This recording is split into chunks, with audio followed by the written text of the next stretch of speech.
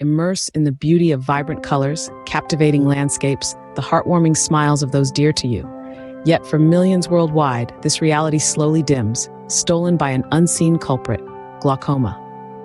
World Glaucoma Week brings attention to this leading cause of blindness.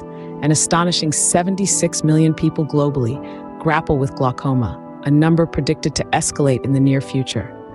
Glaucoma, a collection of eye diseases, damages the optic nerve, essential for transmitting images to our brain.